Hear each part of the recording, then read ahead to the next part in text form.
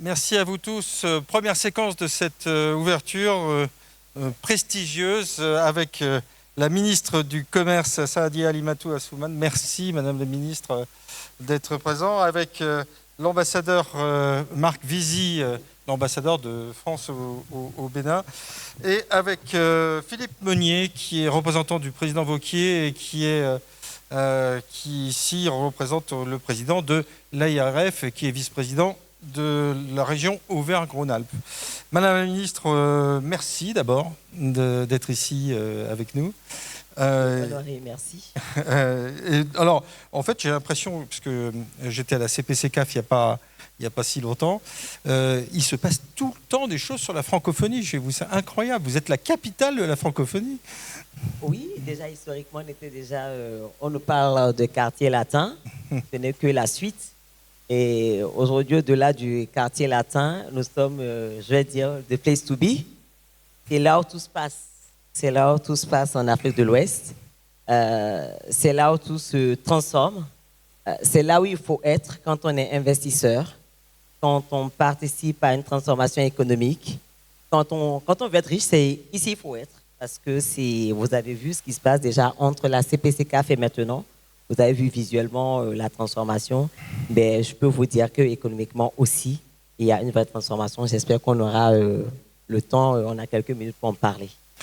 Alors, vous vous occupez particulièrement des entreprises béninoises pour, sans doute, les faire passer à l'échelle. Quelle est votre stratégie par rapport à la croissance du tissu économique et du tissu d'entrepreneurs béninois? Alors, il faut savoir que nous avons d'abord structuré l'appui qu'on peut apporter aux entreprises. Bon, je crois que vous travaillez beaucoup avec la Chambre de commerce, donc ça, c'est un bras classique. Mais aujourd'hui, nous avons créé un guichet unique pour appuyer les entreprises donc, à travers l'agence de développement des PME.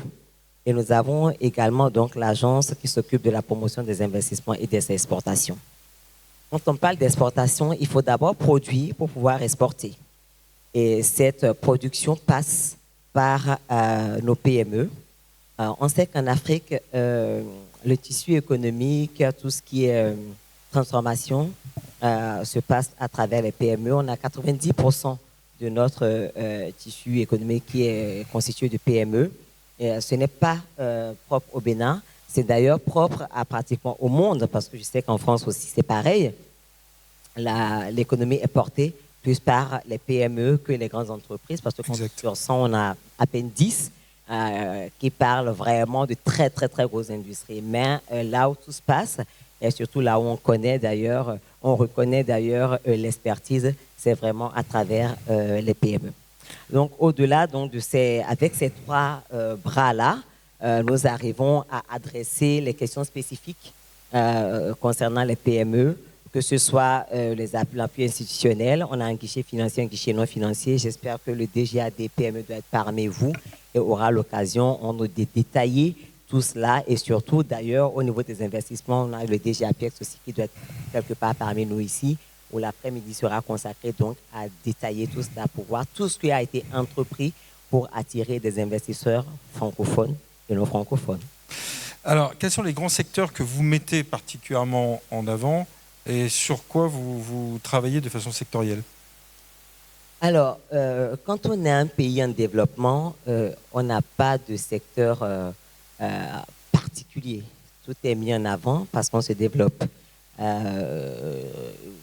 Que ce soit l'agriculture, le tourisme, l'art, tout se développe. Mais bon, comme on dit, la charité bien ordonnée commence par soi-même. Je vais prêcher beaucoup plus sur ma paroisse, qui est d'ailleurs la paroisse qui impacte toutes les couches de l'économie. C'est la transformation des produits. Donc, on parle d'export quand on veut toucher les autres pays. C'est d'abord donc exporter vers eux ce que vous savez faire, ce que vous savez transformer. Nous, à l'industrie aujourd'hui, notre cheval de Troie, c'est vraiment notre bataille, c'est vraiment transformer donc ce que nous produisons. Vous avez des zones industrielles qui sont dédiées pour, et nous avons également beaucoup de PME D'ailleurs, au mois d'octobre, nous faisons le mois du consommation local, où nous mettons vraiment en avant toutes les initiatives, les innovations que ces PME la font. Et on sait que notre marché n'est pas forcément au Bénin, parce qu'avec 12 millions d'habitants, c'est pas avec cela qu'on est compétitif. Il faut produire plus pour pouvoir exporter, pour que les produits soient compétitifs dans ce modèle de mondialisation que nous subissons tous. Donc vous voyez le Bénin plutôt comme un hub dans la sous-région, parce que le marché n'est pas tout à fait suffisant, entre guillemets, pour développer de grandes entreprises? Le Bénin est un hub, pas parce que le marché n'est pas suffisant, parce que nous sommes structurés pour permettre aux entreprises d'avoir des produits compétitifs. Ce que nous mettons en place au Bénin, ce n'est pas que pour nous. Une fois de plus, quand on parle d'espoir, quand on parle de francophonie, si c'était que pour 12 millions d'habitants, je crois qu'on ne serait pas là. On n'aurait pas on n'aurait pas eu cette association-là, on ne se serait pas retrouvé aujourd'hui. C'est justement parce que vous êtes un marché pour le Bénin, vous êtes un marché d'ailleurs pour l'Afrique de l'Ouest, et je pense que le Bénin aujourd'hui est un hub qui agrège un peu tout ce qui se passe autour de nous à travers justement ce qui a été entrepris depuis 2016. On a 90 heures français.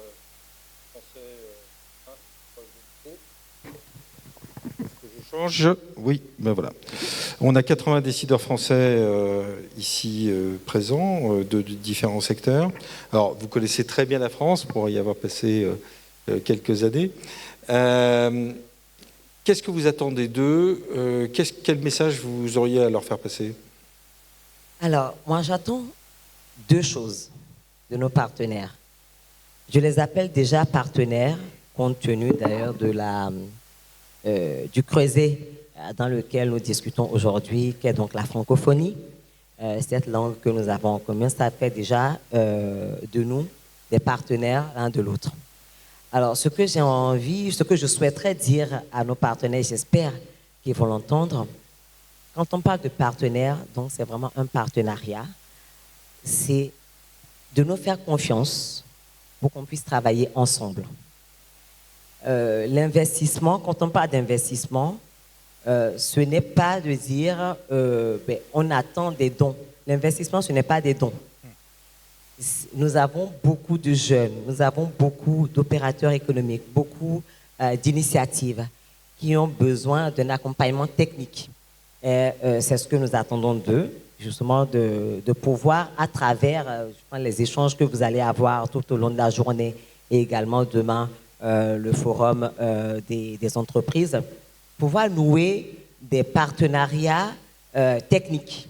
Surtout, c'est de ça que nous avons besoin, parce que la matière première, nous en avons à revendre. Et notre politique aujourd'hui, le Bénin n'est plus un pays exportateur de matières premières. Le Bénin devient un pays exportateur de produits finis et semi-finis. Donc aujourd'hui, nous attendons donc de nos partenaires un partenariat où nous transformons à minima nos produits.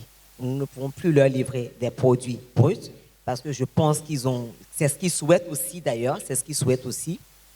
Nous avons des jeunes qui peuvent travailler avec eux pour qu'on puisse déjà donc transformer nos produits. Donc le premier message, c'est vraiment un partenariat d'accompagnement technique. Voilà. Et le second message, c'est de leur dire, comme j'avais dit en introduction, qu'aujourd'hui le Bénin est une terre d'accueil des investissements. Vous aurez cet après-midi l'occasion d'avoir la panoplie de mesures et surtout de facilités que nous accordons à nos partenaires. Et la première facilité que je souhaiterais que vous puissiez retenir, c'est la sécurisation des investissements. Ça, c'est important. Je ne vais pas aujourd'hui rentrer dans la politique monétaire, mais on sait que justement ce que nous avons en commun aujourd'hui et la stabilité de nos monnaies permettent, en tout cas pour l'heure, d'être en tout cas des partenaires privilégiés de notre transformation. Merci beaucoup, Madame la Ministre. Effectivement, on va détailler un peu tous ces points tout à l'heure avec les agences que vous avez citées et que vous allez voir défiler aussi sur le panel dans quelques minutes. Marc Vizy, bonjour. Bonjour. Vous êtes ambassadeur de France ici au Bénin. Pour la question peut-être déjà sur l'état des lieux des relations entre la France et le Bénin, Est-ce que vous pouvez nous mettre un petit portrait?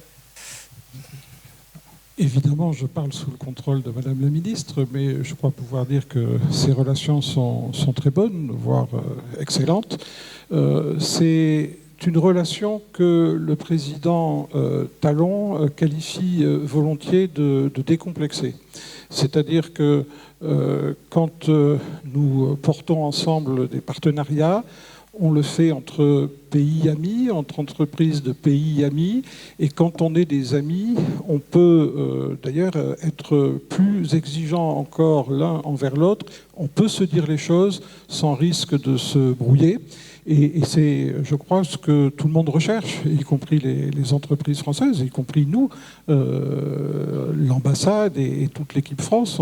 On aime avoir un langage de vérité, pouvoir dire les choses sans que cela entraîne des complications diplomatiques.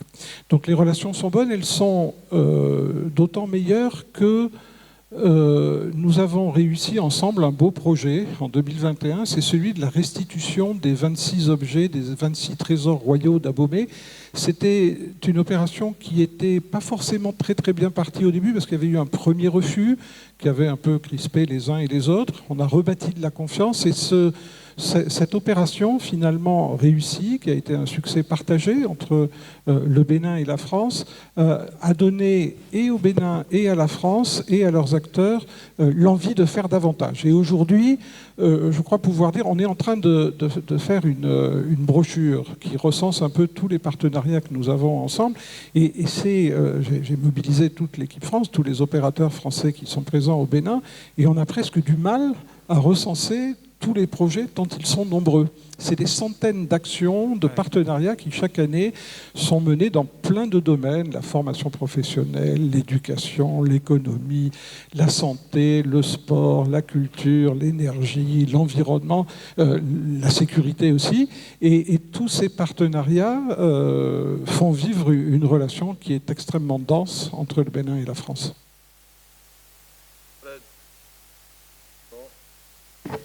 Ce micro s'éteint, donc désolé. Donc sur les relations donc, sont très bonnes, donc ça c'est déjà une très bonne nouvelle. On est dans une région qui est assez complexe, hein, alors que effectivement, si on suit un tout petit peu l'actualité, on est environné du Burkina, du Niger et pas très loin le Mali. Donc comment vous voyez le Bénin dans cette sous-région ? Le Bénin fait partie de cette sous-région. Je pense pouvoir dire que le Bénin souhaite travailler avec tous ses voisins. Et entre les peuples béninois, les peuples nigérians, nigériens, burkinabés, togolais, il n'y a pas d'inimitié, il n'y a pas de difficulté. Il y a au contraire une envie de travailler ensemble. Alors il se trouve que dans certains pays, il y a des régimes qui sont peut-être pas ceux qui auraient été souhaités, puisque la prise de pouvoir est intervenue par les armes. Pour ce qui concerne la France, le souhait des militaires arrivés au pouvoir a été de ne plus travailler avec nous. On s'est retiré, en tout cas les militaires quand il y en avait, les ambassades travaillent quand elles restent encore avec une activité réduite. Évidemment, quand on n'est pas les bienvenus, on ne s'impose pas. Et ce qui fait qu'un certain nombre de moyens de coopération, de partenariat ont été redéployés sur d'autres pays, dont le Bénin. Donc, ce qui veut dire que notamment les soutiens de type AFD ou Proparco ont augmenté et continueront à augmenter ici ? Oui, il y a un certain nombre de moyens qui étaient prévus pour des États qui ne souhaitent plus coopérer avec la France et qui ont été redéployés ici. Très bien. Quelles sont les attentes de la France vis-à-vis du Bénin ? Comment est-ce qu'on fait encore grandir notre relation ? Comment est-ce qu'on fait grandir notre relation entre la France et le Bénin ? Ou est-ce qu'il y a des projets qui vous tiennent plus particulièrement à cœur dans ce que vous avez un peu initié ici ? Les priorités qui ont été fixées dans nos partenariats d'un commun accord concernent la formation professionnelle, d'abord, et la culture. Vous savez, je m'adresse à vous avez dit 80 décideurs, des entreprises françaises. Vous êtes dans un pays, et la ministre l'a très bien expliqué à l'instant, qui a une vision claire de son développement économique. Aucun secteur n'est exclu, mais il y a quand même des secteurs qui sont un peu privilégiés. Et par exemple, il y a la transformation des produits agricoles pour produire plus de valeur ajoutée ici. Et quand ce premier axe est tracé, le gouvernement béninois met les moyens. C'est-à-dire que je crois que vous aurez, pour certains d'entre vous en tout cas, l'occasion de visiter la zone industrielle de Glodjibé. C'est très, très, très impressionnant. Quand je suis arrivé il y a bientôt 4 ans, c'était la pampa, il n'y avait absolument rien. Et aujourd'hui, vous avez des usines textiles, des usines de transformation de noix de cajou et des usines dans tout autre secteur qui poussent comme des champignons. Le deuxième axe, c'est le développement du tourisme. Là aussi, les choses se mettent en place de manière extrêmement rationnelle, avec des hôtels qui arrivent, comme le Sofitel, le groupe Accor est très impliqué ici. Bientôt le Club Med, les appels d'offres ont été lancés, des musées, 4 musées, sur lesquels d'ailleurs il y a de la coopération entre le Bénin et la France. Donc les briques se mettent progressivement en place et c'est extrêmement rassurant pour des investisseurs que de voir qu'il y a une vision et il y a les investissements qui se mettent en place conformément à cette vision. Alors, pour que la relation grandisse, il faut, je pense, que nos entreprises s'intéressent de près à ces opportunités, en particulier à Glodjibé. Alors c'est vrai que quand on dit transformation du coton, on pense textile et que notre industrie textile a beaucoup fléchi depuis quelques décennies. Mais il y a d'autres opportunités. Les investisseurs français sont encore prudents. On a raison d'être prudent quand on conduit une entreprise, mais je pense qu'on pourrait faire preuve d'un petit peu plus d'audace dans ce domaine économique. En tout cas, dans les partenariats qui sont portés par l'ambassade, par l'État français et ses opérateurs, on est très engagé. Et je donnerai un chiffre, c'est le portefeuille des engagements de l'Agence française de développement ici, c'est de l'ordre de 700 millions d'euros quand même, c'est-à-dire les projets vivants. Donc on peut encore faire plus, bien sûr, mais c'est déjà la relation est déjà à un niveau très élevé. Merci, monsieur l'ambassadeur. Philippe Meunier, rebonjour. Vous présidez aux relations internationales, vous êtes vice-président à l'international de la région Auvergne-Rhône-Alpes. Vous représentez le président Wauquiez qui était un peu pris par les élections françaises ces derniers jours. Toi aussi, Philippe, alors, francophonie au cœur de nos relations et l'AIRF. Peut-être redire 2 mots sur l'AIRF. Est-ce que c'est que l'AIRF ? Oui, Marc, comme tu l'as dit, le président Laurent Wauquiez préside la région Auvergne-Rhône-Alpes, mais il préside aussi l'Association internationale des régions francophones, et ça me permet de saluer les élus ici présents de cette association du continent africain, évidemment. Ils sont nombreux, mais aussi de France, puisque nous avons des élus de l'Île-de-France et du Grand Est ici dans cette salle présents. Nous sommes ici pour représenter nos territoires à l'international. Et quand je dis représenter nos territoires, c'est évidemment, comme vous l'avez très bien dit, Votre Excellence, le côté culturel des relations liées à la francophonie, mais aussi notre patrimoine économique, à savoir notre tissu économique. C'est la raison pour laquelle le président Laurent Wauquiez, dans le cadre de la présidence de l'AIRF, a souhaité à chaque déplacement avoir une délégation d'entreprises à travers ces rencontres Africa que vous animez. Et nous avons aujourd'hui 30 entreprises françaises présentes pour justement développer cette francophonie qui relève évidemment de la culture, du monde universitaire, mais aussi des échanges économiques, comme l'a très bien dit Madame le ministre. Très bien. Qu'est-ce qu'on peut attendre ? Enfin, d'abord, est-ce que la francophonie est encore un vrai vecteur de développement de l'économie, alors que, on ne va pas se le cacher, il y a un peu de French bashing, un peu à droite à gauche. En quoi la francophonie peut-elle contrer tout ça, économique, s'entend ? Tout d'abord, parce que, comme l'a très bien dit Madame le ministre, c'est une opération gagnante-gagnante. Madame le ministre a utilisé le terme d'investissement tout à l'heure, et je trouve que le terme est bien choisi. L'objectif, c'est de développer le chiffre d'affaires de nos entreprises de manière gagnante-gagnante, dans cette mondialisation qui est très agressive. Et la francophonie est un atout comparatif par rapport à cette mondialisation.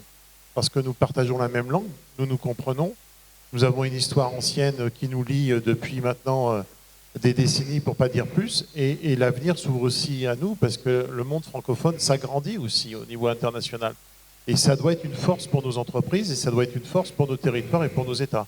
Et donc, évidemment que la francophonie est l'avenir. Elle a d'autant plus de l'avenir que je pense qu'elle représente aussi un pôle de stabilité par rapport aux grands enjeux internationaux. Et quand on voit l'affrontement des différents blocs et des différents systèmes politiques, la francophonie est en capacité de faire le lien entre tous ces pays qui peuvent s'affronter et apporter un élément de stabilisation. Et puis surtout, la francophonie, c'est l'Afrique, et le continent africain, c'est un continent d'avenir, par d'abord la jeunesse de sa population. Pour vous, Philippe, l'Afrique est toujours une priorité ? Alors pour la région Auvergne-Rhône-Alpes et pour l'ARF, évidemment, l'Afrique est une priorité parce que le monde francophone est très présent en Afrique. Et pour nous, la francophonie est un des 3 piliers de notre projection à l'international. Nous avons évidemment l'Europe, puisque l'Union européenne fait partie, j'allais dire, de notre environnement immédiat. Nous avons aussi le grand export avec les États-Unis, le Japon, la Corée du Sud, qui participent aussi aux échanges internationaux. Mais dans ces 3 piliers, il y a un pilier tout aussi important qui est celui de la francophonie. Et oui, c'est une priorité du président Laurent Wauquiez. C'est la raison pour laquelle nous sommes toujours présents dans le cadre de cette ARF et avec ces rencontres Africa.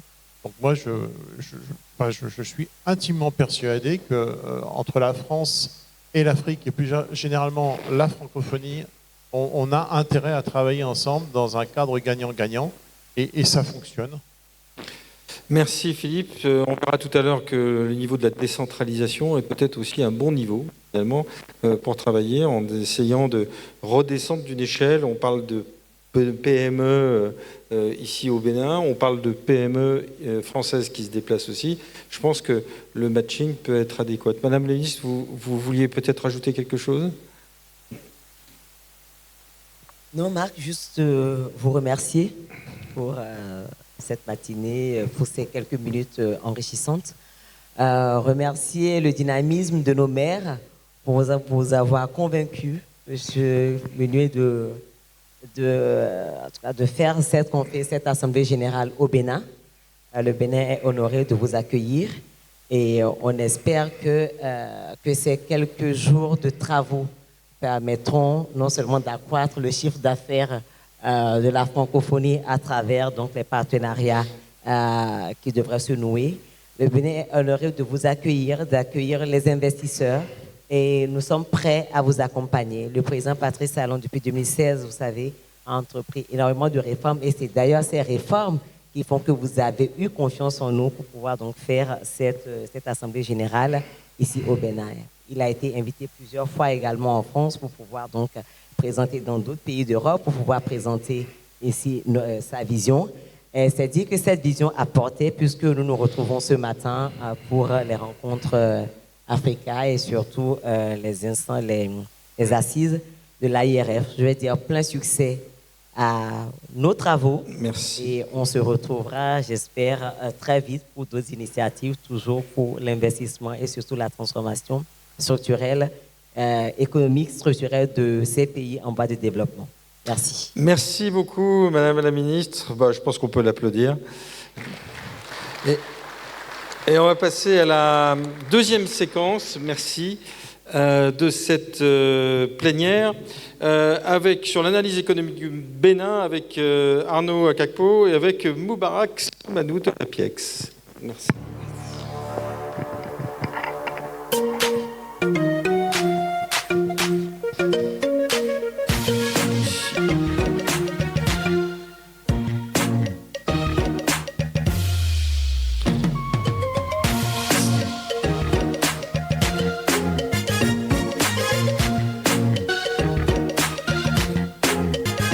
Akakpo et Moubarak Manou bien monté.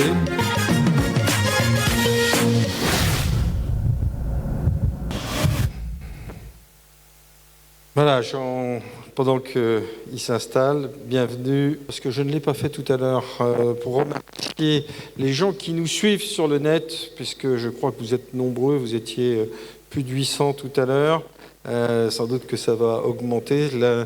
l'avantage effectivement d'être en même temps retransmis dans les conditions du direct.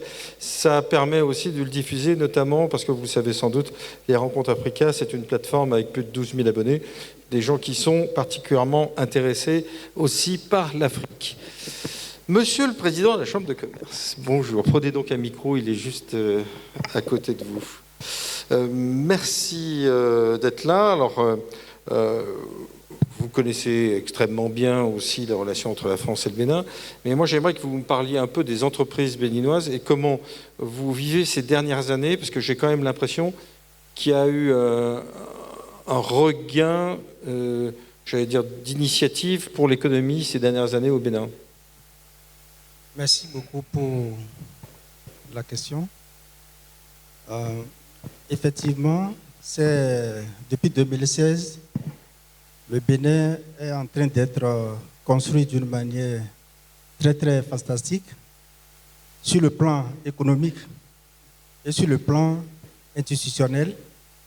Je pense qu'il y a beaucoup de choses qui ont été faites par le gouvernement du président Patrice Talon pour l'ensemble du secteur privé béninois.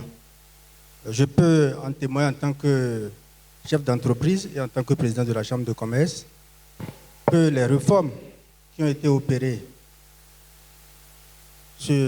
dans plusieurs domaines ont permis aujourd'hui au secteur privé d'être en confiance, d'être confiant du moins, d'être confiant et d'avoir la confiance pour pouvoir conduire les activités économiques de ce pays. Donc, il y a eu beaucoup de regains suite à ces réformes qui ont été opérées. Très bien. Quelles sont, si vous avez à caractériser les entreprises béninoises, il y a assez peu, j'ai l'impression, de grandes entreprises. Il y a vous, parce que vous avez une grande entreprise, mais je n'ai pas l'impression qu'il y ait autant que ça de grandes entreprises purement béninoises. C'est plutôt un tissu de TPE. Exactement. Au Bénin, il n'y a pas assez de grandes entreprises, mais je pense que, comme ailleurs, partout ailleurs, il y a toujours les PME qui sont toujours plus nombreux que les grandes entreprises. Et quand on prend même les statistiques, les PME en termes d'apport économique, en termes des impôts, ils sont à plus de 80%, que ce soit au Bénin ou ailleurs. Et ce que le gouvernement a fait ces dernières années, et comme je l'ai dit tantôt, et qui est intéressant, c'est que ces grandes entreprises, aujourd'hui au Bénin, ils sont en train d'être accompagnés par la Chambre de commerce afin qu'ils puissent drainer les autres entreprises, des PME et les PMI. Ok. La ministre a parlé de plusieurs secteurs, particulièrement de l'agriculture, sur lequel il y a visiblement un potentiel de transformation assez important. Est-ce que c'est là qu'on va créer de la valeur ajoutée au Bénin? Oui, effectivement, au niveau de l'agriculture, puisque le Bénin produit beaucoup de matières premières, donc il faut les transformer. Et pour les transformer, on a besoin non seulement des grandes entreprises, on a besoin aussi de la sous-traitance au niveau des PME. Et je pense que c'est de cette manière que les choses se font maintenant au Bénin. Et ça a une importance capitale sur le secteur privé béninois. J'ai l'impression que le gouvernement vu d'extérieur, excusez-moi, vous protège un petit peu parce que j'ai vu qu'il y avait des nouvelles mesures, notamment sur l'interdiction de l'importation de volailles en 2025 ou un certain nombre de mesures de ce type. Bientôt, si j'entends bien, et vous allez me dire si j'ai bien entendu, si on ne transforme pas ici, on ne pourra plus exporter des produits béninois. Oui, exactement. Vous savez, l'économie d'un pays, ça passe forcément par la production et la transformation. Et depuis 1960, le Bénin était focus sur achat-vente, ce que le gouvernement actuel est en train de mettre de côté et de permettre maintenant, cela permet du moins au secteur privé de prendre des initiatives pour pouvoir développer un certain nombre de filières telles que ce que vous venez de dire par rapport au poulet. Et c'est ça qui va permettre véritablement d'occuper notre place, qui est le pays hub en Afrique de l'Ouest, parce qu'on ne peut pas être à côté du grand voisin Nigeria et de ne pas pouvoir produire en grande quantité pour nous, et aussi pouvoir l'exporter vers ces pays voisins. Donc voilà ce que le secteur privé berlinois est en train de faire en ce moment. Cette notion de hub est pour vous importante. C'est-à-dire, en gros, c'est vrai que le Nigeria est juste à côté, donc c'est vraiment important. C'est un marché énorme. Exact. Est-ce que c'est ça l'avenir du Bénin? C'est aussi pouvoir réexporter ou pouvoir prendre des positions ou devenir un espèce de go-between sur le marché nigérien? Oui. D'abord, il faut que le secteur privé béninois puisse produire pour le Bénin. Parce que là, quand nous prenons les études qui ont été faites sur ces dernières années, en termes de protéines, tous les pays africains, nous sommes à peine à 17%.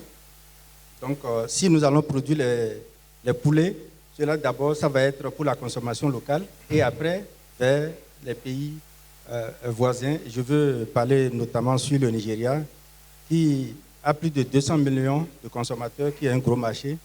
Et nous devons travailler pour pouvoir nous nourrir et aussi nourrir nos voisins. Dans beaucoup de pays d'Afrique, la problématique des gouvernements, c'est de faire passer les gens qui sont dans le secteur informel au formel, notamment pour encaisser des impôts, notamment aussi pour se faire financer. C'est la même chose au Bénin? Est-ce que c'est une problématique qu'il faut résoudre? Oui, effectivement, c'est un grand problème qu'il faut résoudre parce que l'informel, ceux qui sont dans l'informel doivent venir dans le formel pour pouvoir bénéficier des services de la Chambre de commerce, par exemple, et non seulement ça, au niveau de financement bancaire, si ces entreprises qui sont dans l'informel ne sont pas structurées, s'ils n'ont pas de bilan, ils ne pourront pas bénéficier des services bancaires. Donc c'est indispensable pour le secteur, pour l'informel même, de pouvoir quitter l'informel vers le formel pour pouvoir bénéficier le service de l'État et ainsi de la Chambre et aussi au niveau des banques. Oui, on en parlera tout à l'heure puisqu'il y a une conférence à 14h sur le sujet. Si on est dans le secteur informel, les banques, elles ne suivent pas, ou quasiment pas, ou très peu. Donc, ce qui est logique. C'est logique, ils ne pourront pas suivre. Donc, je lance un appel à tous ceux qui sont dans l'informel de se rapprocher de la Chambre de commerce pour qu'on puisse les orienter à se structurer et pour quitter l'informel vers le formel. Et c'est peut-être aussi, d'ailleurs, l'occasion pour certaines entreprises françaises de faire grandir un certain nombre d'entreprises en les faisant rentrer aussi lors d'une joint venture ou d'une association dans le secteur formel. Merci, Monsieur le Président. Moubarak Soumanou, vous êtes directeur général de l'APIEX. Alors, la ministre a parlé de vous il y a quelques minutes. Vous êtes un peu le bras armé pour l'implantation des entreprises au Bénin. Pouvez-vous me décrire votre agence en 2 mots? Bonjour à tous. Merci Marc de nous avoir honoré de ces rencontres Africa. Donc l'APIEX, c'est l'agence de promotion des investissements et des exportations du Bénin.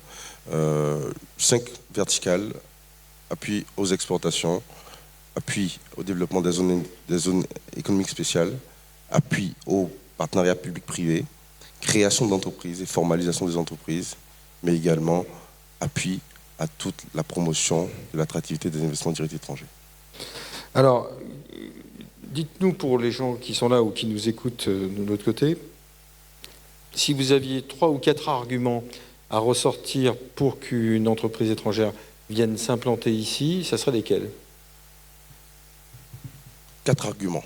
Très bonne question. Je pense que la première des choses, c'est le cadre macroéconomique et les politiques d'investissement mises en place par l'État.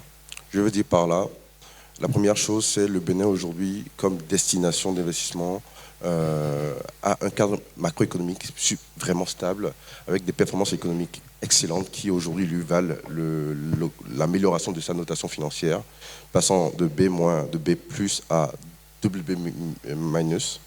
Le deuxième point, c'est vraiment la volonté du gouvernement d'accompagner les différents promoteurs et partenaires à l'investissement dans notre pays via des politiques d'investissement. On peut citer notamment le nouveau code des investissements, la loi sur les zones économiques spéciales, mais également l'article 7 de la loi des finances qui permet de pouvoir accompagner des promoteurs pour des montants d'investissement de moins de 50 millions. Donc tous ces cadres-là, tous ces éléments-là sont mis en place pour accompagner ces promoteurs-là. Mais également, un point que j'aimerais quand même mentionner, c'est la volonté du gouvernement de pouvoir développer des compétences en interne et donc former des jeunes pour pouvoir les employer et permettre à ce que ces jeunes-là soient assez qualifiés pour être employés dans tout le tissu industriel béninois. Monsieur le Président, je reviens vers vous une seconde. La formation, on n'en a pas parlé. Alors, j'ai ouï dire que c'était potentiellement une problématique. Vous en pensez quoi? Les gens sont assez formés pour vos entreprises ici, ou est-ce qu'il faut qu'on fasse des efforts? Je vous remercie pour cette question. Au niveau de la formation, depuis 2020, que nous sommes à la tête de la Chambre de commerce, nous sommes beaucoup plus focus sur la formation des entreprises, parce qu'il n'y a pas de financement sans une bonne formation de base. Et ça, c'est un problème général pour les entreprises africaines. Et nous avons assez travaillé sur la formation. Et la formation, vous savez que ça n'a pas un temps. La formation, elle doit être continuelle. Donc, à ce sujet, les entreprises béninoises ont beaucoup bénéficié des formations ces dernières années, mais elle n'est pas suffisante. On va continuer à les former dans plusieurs thématiques, surtout au niveau de la gestion ou la gouvernance d'entreprises. Ouais, il faut former des entrepreneurs. Exact. C'est l'élément le plus... Puisque la vraie difficulté des entreprises, ce n'est pas forcément au début. C'est quand vous commencez par gagner de l'argent pour pouvoir se stabiliser, mieux gérer ses ressources. C'est là la plus grosse difficulté pour les entreprises. Et nous sommes beaucoup plus focus depuis le 2020 sur la formation des entreprises, pas compatiment, pour que les entrepreneurs puissent avoir les outils nécessaires pour pouvoir gérer leur entreprise. Barak, la ministre a parlé tout à l'heure de la zone de Glodjibé. Et l'ambassadeur, non, c'est l'ambassadeur qui en a parlé en disant waouh, oui. C'est devenu énorme. La zone de Glodjibé, pour parler de développement d'un pays, il faut passer forcément par l'industrialisation. Et là, c'est irréversible. Le Bénin a amorcé son développement par la mise en place de la zone industrielle de Glodjibé. Et cela, je pense que ça a boosté beaucoup le secteur privé béninois, parce que si nous avons cette zone, c'est une marque de confiance pour le secteur privé. Et je suis très heureux d'avoir la manière dont les choses évoluent ces dernières années. Et cela nous met en confiance de pouvoir non seulement aller chercher des investisseurs, mais mobiliser aussi en interne les Béninois pour pouvoir investir dans la zone. Barak, il y a combien d'entreprises qui sont implantées? Aujourd'hui implantées dans la zone de Glodjibé, dans la première phase donc, de développement de cette zone-là, on a un peu plus d'une trentaine, donc 35 entreprises qui ont été implantées dans divers secteurs, aussi bien agroalimentaires que pharmaceutiques, que dans tout ce qui est électroménager. Donc vraiment, il y a une volonté de pouvoir diversifier le tissu industriel béninois et de pouvoir justement promouvoir également la valorisation de nos matières premières locales via de la transformation primaire, secondaire et voire une transformation tertiaire. Ok. Pas de français encore? Pour le moment, non, pas encore de français. Il paraît que ça ne va pas tarder, c'est vrai. Ça ne va pas tarder. Je pense qu'il y a un vrai potentiel. En juin 2023, la pièce avait déjà réalisé un roadshow en France, dans les provinces, donc notamment Marseille, Lyon, Rennes, Louviers, pour justement pouvoir promouvoir le Bénin, les opportunités d'investissement au Bénin. Mais il y a également un échange continu entre les autorités béninoises et l'ambassade de France. Notamment, j'ai eu, il y a cela quelques semaines, un échange avec l'ambassadeur pour justement voir quelles sont les différentes orientations stratégiques qu'on peut mettre en place. Et également, en termes de démarche de prospection de nouveaux acteurs, pour voir comment est-ce qu'on peut justement créer ces partenariats-là entre les acteurs français et le secteur privé béninois. Eh bien, pendant ces 3 jours, vous allez pouvoir convaincre monsieur le directeur général, tout simplement de vous et de regarder un peu comment ça se passe. On aura l'occasion de développer peut-être des arguments plus techniques, plus pratiques dans la conférence sur l'investissement et le financement tout à l'heure à 14h. Merci à vous deux de votre témoignage et on va pouvoir passer à la prochaine séquence sur non pas l'analyse économique du Bénin, mais la vision de ceux qui réussissent en Afrique et au Bénin. Merci beaucoup. Merci, Marc.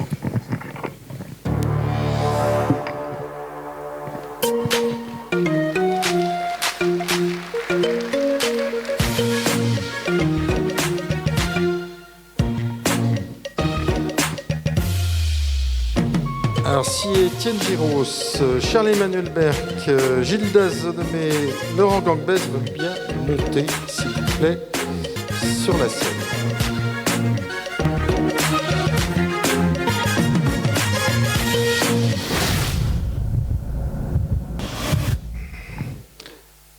Voilà, merci. Alors, une séquence qui va être intéressante parce que en fait, ça nous permet d'avoir aussi des visions croisées entre des entrepreneurs ici au Bénin et une vision aussi de la France ici et des implantations françaises. On va commencer par toi, Étienne. Bonjour. Tu es président du CIAN. Ce qui veut dire CIAN? Ah, si, ça marche pas. Il faut peut-être l'ouvrir. Attends, ouvre-le. Merci.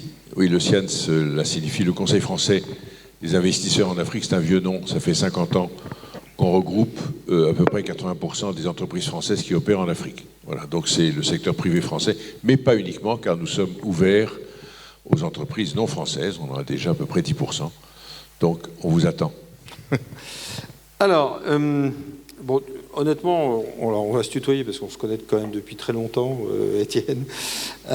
Tu es sans doute un des meilleurs connaisseurs de l'Afrique pour avoir passé de nombreuses années dans de nombreux pays. Est-ce que les entreprises françaises continuent à investir en Afrique? Alors, merci Marc de me donner l'occasion de rétablir une certaine vérité. Il y a une petite musique qui court en ce moment, notamment en France, qui n'est pas très agréable, qui est de dire que la France perd pied en Afrique, et notamment les entreprises françaises perdent pied en Afrique. Ceci est dû, tu as parlé tout à l'heure du mot French bashing, que je n'utiliserai pas. Il n'y a pas de sentiment anti-français. Pour moi, il y a un sentiment, chez certains, anti-politique française, ce qui n'est pas du tout la même chose. Les Français ne sont pas rejetés, les entreprises ne connaissent pas de problème en Afrique. En plus, ce sentiment est, il faut bien le reconnaître, bien souvent assez manipulé. Donc, rétablissons les choses et disons que les entreprises françaises, comme d'autres nationalités, sont attendues en Afrique. Alors, je voudrais vous donner quelques chiffres quand même.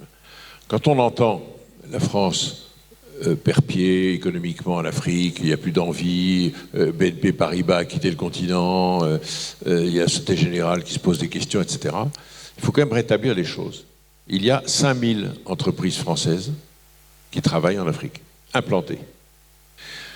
Nous employons plus de 1 million de personnes dans le secteur formel en direct. Je ne parle pas des emplois indirects. Et enfin, s'il y a des entrepreneurs dans la salle, et il y en a, vous allez me comprendre, les affaires marchent bien.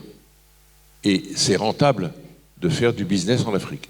Donc on ne va pas se mentir, un industriel, un entrepreneur, il ne va pas investir si on lui dit qu'on perd de l'argent. Donc le profit et le bénéfice en lui-même, il n'a rien de mal.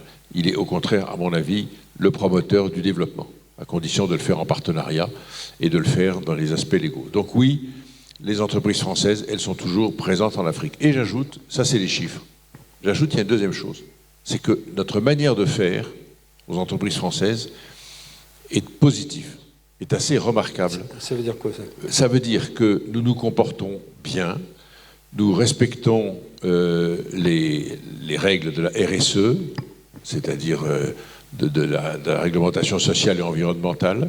Nous sommes des entreprises citoyennes et nous faisons attention à lutter contre le réchauffement climatique. Toutes ces genres de choses sont pratiquées par les entreprises françaises. Et donc, je pense que nous pouvons ne pas rougir de notre présence ici. Et enfin, dernier point, si tu me permets, après j'arrête,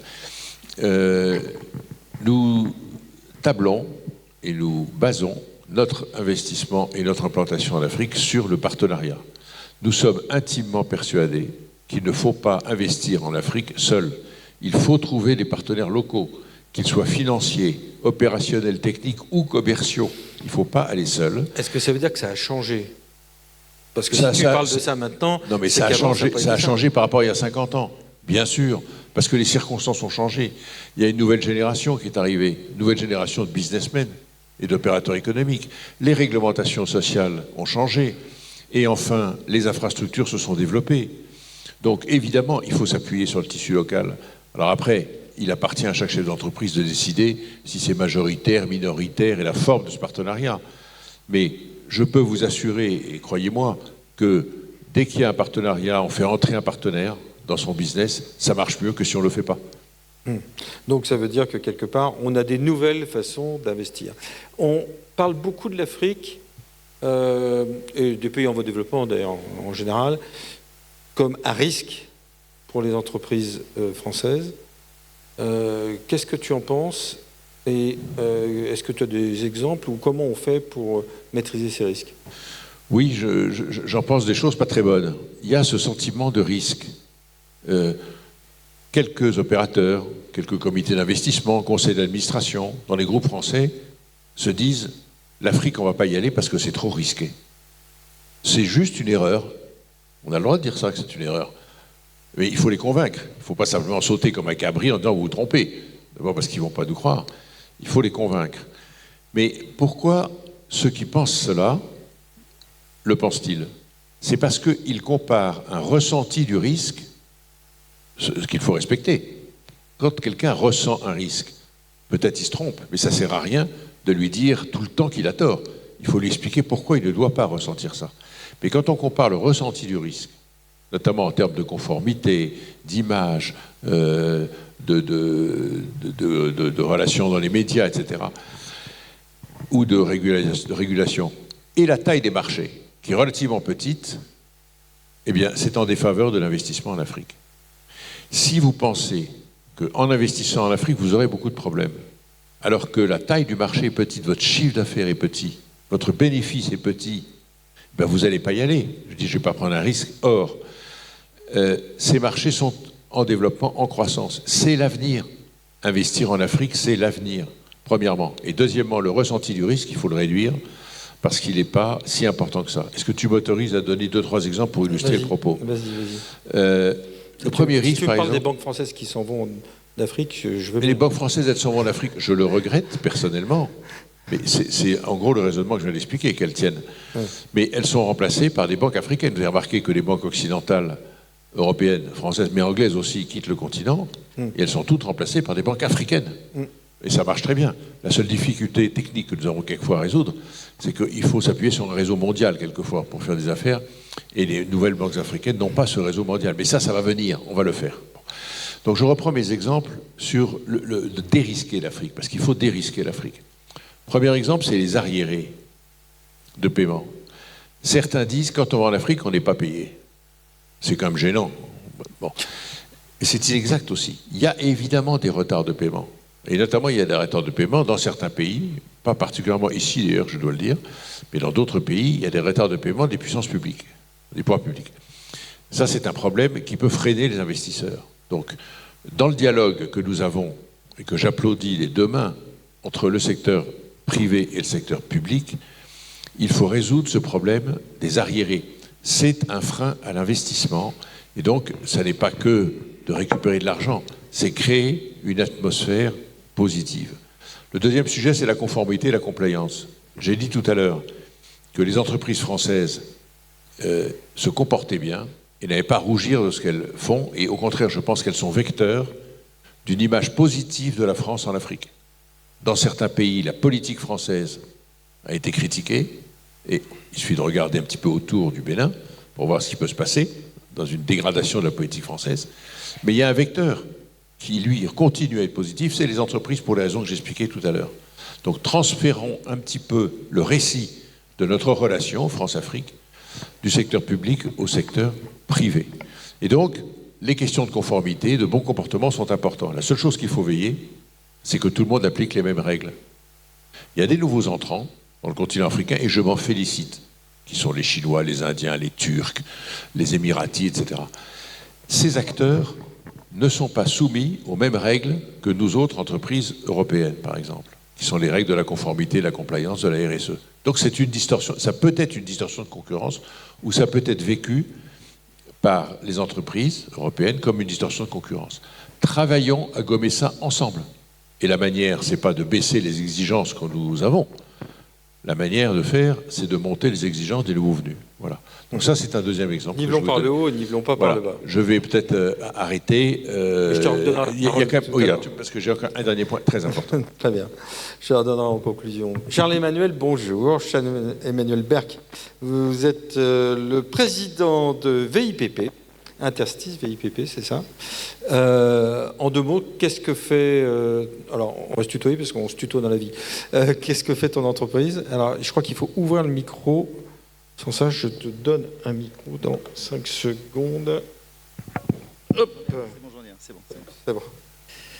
Bien, bonjour à tous. Nous, on est une entreprise d'externalisation de services. Donc, on preste aujourd'hui, notamment depuis Cotonou, pour des entreprises françaises, aussi bien sur les activités de centre d'appel que de comptabilité, que d'informatique maintenant. Voilà. On est 1300 à Cotonou et on est présent dans 5 autres pays d'Afrique. Alors, bon connaisseur et fin connaisseur, entre guillemets, des entreprises. Alors, tu es dans un secteur qu'on n'a pas cité, hein, jusqu'à maintenant. On n'a pas l'impression qu'effectivement, ça soit une priorité. Pourtant, quand on a 1200 employés, on fait partie, à mon avis, des 10 plus gros employeurs du Bénin. Donc, ça représente quelque chose, je pense. Et qu'est-ce qui fait le...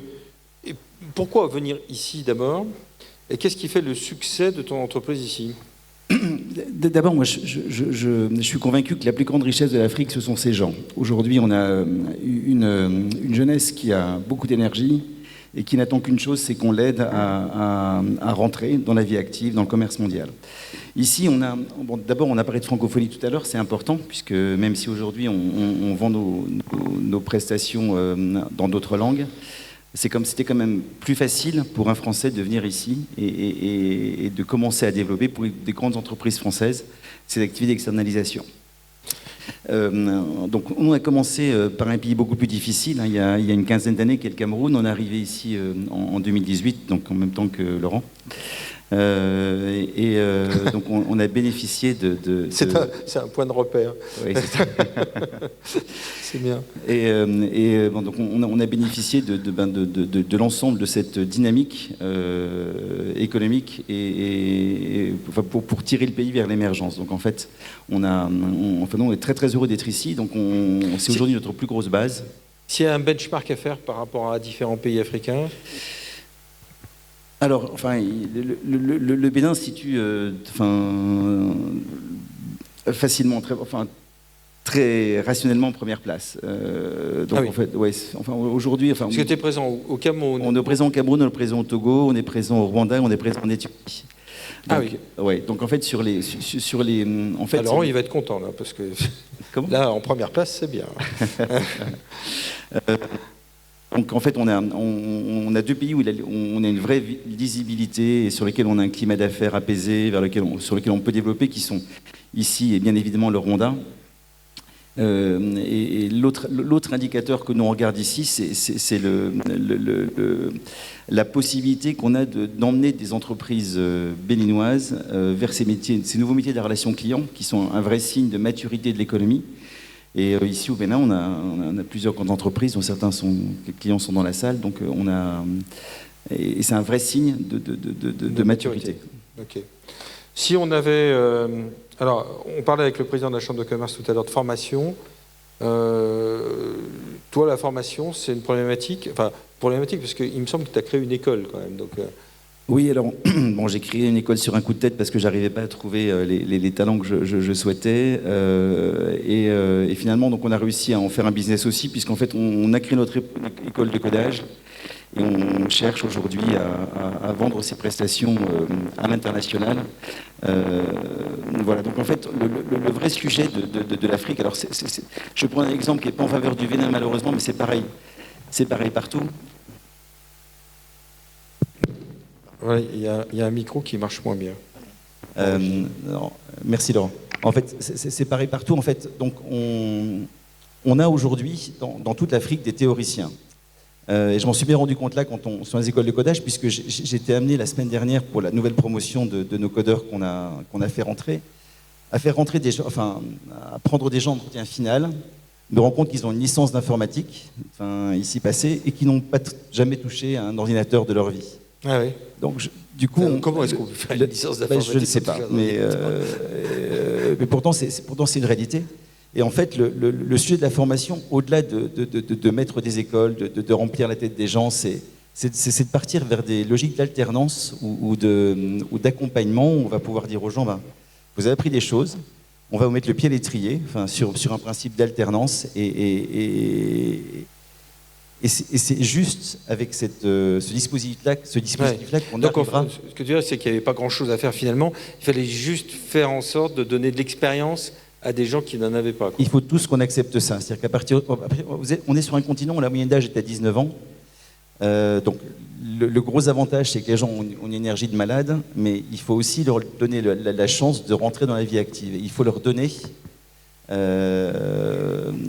comme ils ont cette envie, il faut leur donner les moyens de pratiquer et de déployer toute l'intelligence qu'ils ont en eux.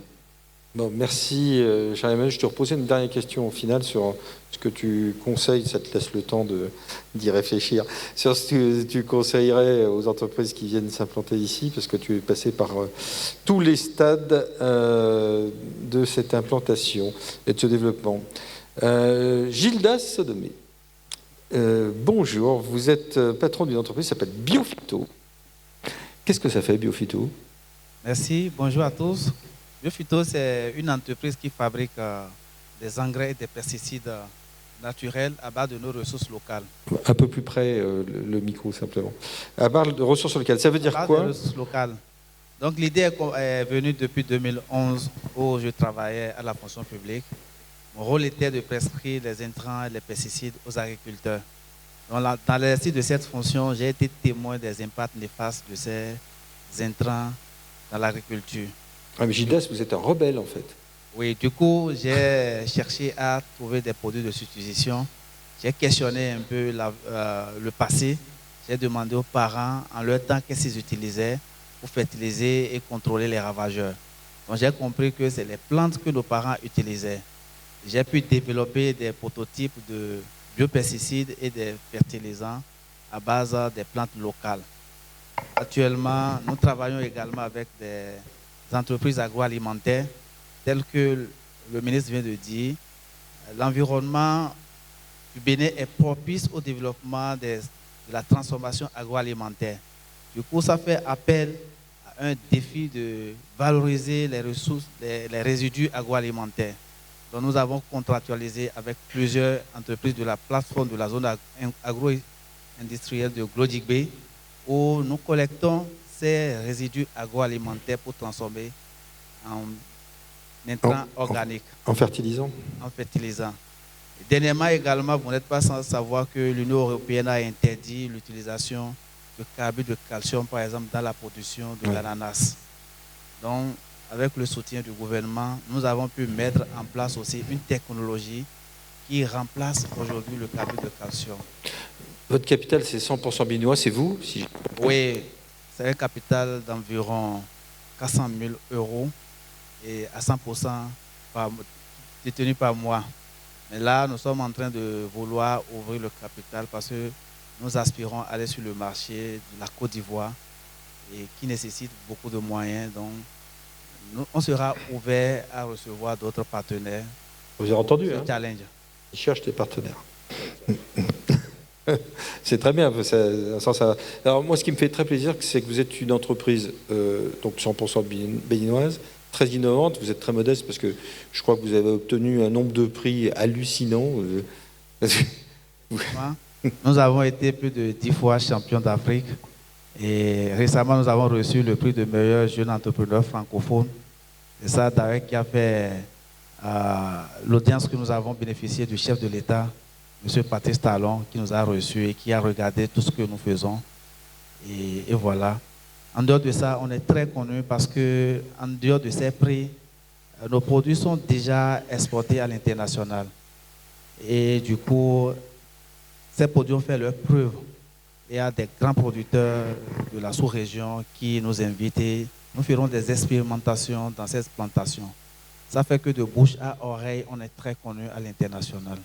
Qu'est-ce qui a été le plus difficile pour vous, finalement, en tant qu'entrepreneur? Quel est le déclic qui a fait que vous soyez, parce que je ne sais plus quand vous êtes, 50 salariés, c'est ça aujourd'hui? Vous êtes 50 salariés aujourd'hui?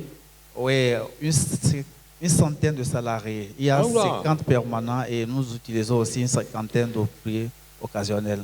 Donc qu'est-ce qui a, à votre avis, fait votre succès? À quel moment le déclic est arrivé pour passer d'une petite entreprise à une entreprise beaucoup plus importante?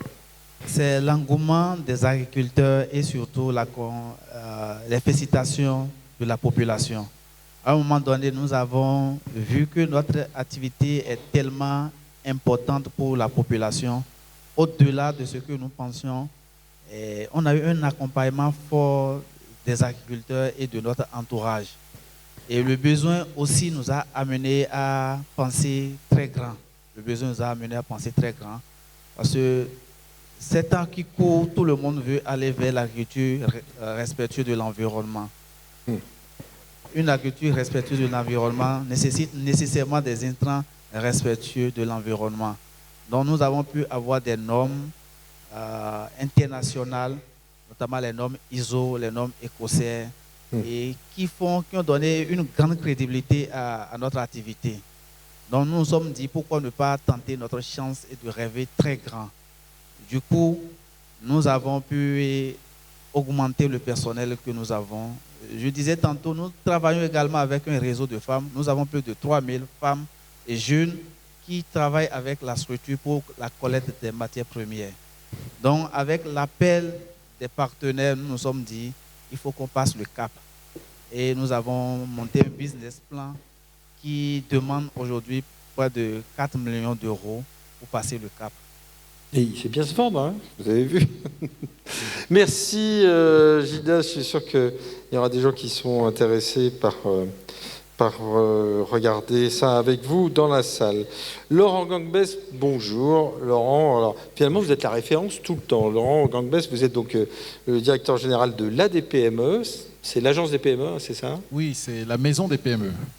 Alors finalement, il dit je suis arrivé en même temps que Laurent Gangbès. Quelque part, ça s'est développé en même temps que Laurent Gangbès. C'est incroyable. Donc, vous voyez, vous avez un des hommes les plus dynamiques du Bénin en face de vous. Alors, la vraie question, en fait, c'est comment on fait passer des entreprises comme Biophyto à l'échelle et qu'est-ce qui fait en sorte qu'on puisse y arriver ici au Bénin? Déjà par la volonté du gouvernement qui a compris que si on veut développer le Bénin, si on veut faire en sorte que la jeunesse de notre pays trouve de l'emploi et qu'il y ait création de valeur dans notre pays, il faut absolument accompagner le secteur privé. Accompagner le secteur privé, c'est travailler avec ceux qui font le secteur privé, c'est-à-dire des entreprises comme Biophyto, que nous sommes en train d'accompagner, inscrit à l'Agence de développement des PME. Nous avons mis en place tout un dispositif pour d'abord faire un diagnostic complet de cette entreprise et définir avec le chef d'entreprise les dispositions que nous devrons prendre pour lui permettre de passer à l'échelle. Donc l'Agence de développement des PME met à disposition de l'ensemble des PME béninoises tout un dispositif d'accompagnement qui passe par un accompagnement technique. Parfois, ces entreprises souhaitent simplement être labellisées, être certifiées pour pouvoir accéder à certains marchés. Nous avons mis en place un ensemble de mesures qui permet en fait de financer leur labellisation, leur certification, leur mise à niveau pour leur permettre justement de pouvoir accéder au marché. Nous mettons en place également un dispositif qui permet à ces entreprises de bénéficier de subventions. C'est-à-dire que ce sont des avances non remboursables et qui permet à l'entreprise d'avoir en fait ce levier supplémentaire qui lui permet en fait de financer un certain nombre en fait d'activités qui lui permet justement d'avancer. En plus de ce dispositif, nous pouvons financer également l'accompagnement dans le financement de son investissement. Je pense que nous avons mis en place tout un dispositif qui permet d'aller jusqu'à 300 millions de francs CFA de prêts, entre 3,5 et 4,5%. Et avec le travail que nous faisons auprès des banques locales, nous intervenons également auprès de ces banques pour faire en sorte que ces banques participent au financement de l'entreprise. Donc, les banques, nous apportons un financement, la banque apporte un cofinancement. Nous travaillons également avec la Caisse des dépôts et consignations pour que la Caisse puisse rentrer au capital de la société en equity. Et enfin, nous avons un autre dispositif qui permet d'attirer les fonds d'investissement, qui permet également. Donc, nous avons un arsenal de dispositions qui permet à toutes les PME béninoises qui ont une idée, qui ont une envie, qui veulent aller sur un marché en particulier ou qui veulent passer à une échelle, de pouvoir avoir une batterie de mesures mises en place par le gouvernement pour les accompagner. Est-ce qu'en sens inverse, sur les entrepreneurs français qui sont ici, tu peux les aider aussi à trouver des partenaires? Mais bien évidemment, une entreprise, je veux préciser qu'une entreprise, quelle que soit l'origine de l'entreprise, une entreprise qui s'installe au Bénin est une entreprise de droit béninois. Il n'y a pas de discrimination. On appuie sur le bouton sans le vouloir, en fait. Oui, il n'y a pas de disposition discriminatoire dans notre pays en ce qui concerne l'appui et l'apport que nous pouvons faire aux entreprises qui s'installent dans notre pays. Une entreprise qui se crée ici au Bénin est une entreprise de droit béninois, donc elle jouit de toutes les prérogatives. En fait, nous ne regardons pas... Installez-vous déjà au Bénin et ensuite je vous aiderai, c'est ça? Pardon? Oui, il faut d'abord vous installer au Bénin. Si c'est une succursale, ce n'est pas la même chose, mais si c'est une entreprise qui s'installe et qui se crée normalement, elle bénéficie de tout le dispositif mis en place par le gouvernement pour pouvoir les accompagner. Et je veux dire que notre ami Charles-Emmanuel a bénéficié également en fait de ce dispositif d'accompagnement, c'est-à-dire au-delà de l'accompagnement physique qu'on peut avoir au quotidien auprès des différentes administrations pour obtenir les différentes autorisations. Nous pouvons également accompagner les entreprises qui s'installent dans notre pays à bénéficier d'exonération de droits de douane, à bénéficier d'exonération d'impôt sur les sociétés, à bénéficier de tout l'arsenal des mesures que le gouvernement met en place pour pouvoir permettre à ces entreprises de se développer chez nous. Vous savez, le chef de l'État a coutume de dire que ce qui est important pour nous, au Bénin, ce n'est pas de récolter des taxes auprès des entreprises. Ça, ce n'est pas important pour nous. Ce qui est important pour le Bénin, c'est de donner naissance à des partenariats, à des créations d'activités qui permettent aux entreprises de créer de la valeur dans notre pays.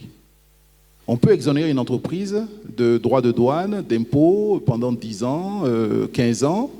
Ce qui est important, c'est la valeur créée au Bénin et, bien évidemment, les emplois qui sont créés au bénéfice de la jeunesse de notre pays. Et donc, je confirme qu'il n'y a pas de discrimination et que toutes les entreprises qui s'installent dans notre pays peuvent bénéficier de ces dispositions. Alors, on aura tout à l'heure des exemples, puisque... Alors, je leur demande de se préparer parce qu'on aura 2 entreprises qui, à la fin de cette conférence, vont pitcher. Des entreprises qui font partie de tes programmes, c'est ça? Tout à fait. Qui ont été choisies parce que c'est les plus dynamiques ou Tout à fait. Nous avons aujourd'hui une quinzaine d'entreprises qui ont vraiment envie de se développer et nous avons mis en place une task force qui permet rapidement en fait, d'étudier leurs dossiers et de présenter ces dossiers. Donc le 25 juillet, nous avons un grand événement où ces entreprises, on verra la signature en fait, de conventions entre l'Agence de développement des PME et ces entreprises qui met en place une batterie de dispositifs d'accompagnement négocier, discuter avec ces entreprises et qui répond aux besoins spécifiques de l'entreprise. Ça ne répond pas aux besoins de l'État, mais aux besoins spécifiques de l'entreprise, c'est important. Et on vous les présentera tout au long de ces 2 jours où 2 entreprises vont pitcher systématiquement à la fin de chaque conférence. Charles-Emmanuel, réponse à ma question, entre guillemets, si tu avais un truc à conseiller à des entrepreneurs, si ça marche. Bien. Pour s'implanter au Bénin, c'est ça? Oui. Ok. La première chose, c'est passer par la PIEX. D'ailleurs, il n'y est plus, c'est pas. La première chose, c'est passer par la PIEX parce qu'on arrive dans un pays où tout est cadré et où il faut accepter de rentrer dans ce cadre aussi, c'est prendre des conseils, c'est voilà. Donc la première chose, ne pas y aller seul, c'est être accompagné, quoi. Oui, et le dispositif d'accompagnement est très bien fait. Voilà, donc c'était la première chose. La deuxième chose, c'est d'arriver ici avec beaucoup d'humilité. Je pense parce qu'en fait, c'est un peu il faut accepter qu'on arrive sur un continent différent, qu'on arrive et même chez nous, nos écoles ne nous préparent pas à ça. L'Afrique est un terrain d'entrepreneuriat, c'est pas le terrain des grandes multinationales pour le moment. Et il faut arriver et être capable de sortir des cases. Et pour ça, il faut beaucoup d'humilité. La troisième chose, c'est que je pense qu'il faut, comprendre l'environnement et essayer de ne pas trop donner de leçons. Enfin, ici, pour que ça marche, il faut accepter que les choses se passent différemment. Les choses se fassent différemment, absolument. Merci. On prend beaucoup de retard, mais merci à vous tous. C'était passionnant et donc chacun a pu s'exprimer. Et on va pouvoir passer à la 3e séquence autour de la décentralisation et de l'économie et de savoir comment on peut en faire. Vous pouvez les applaudir. Merci beaucoup.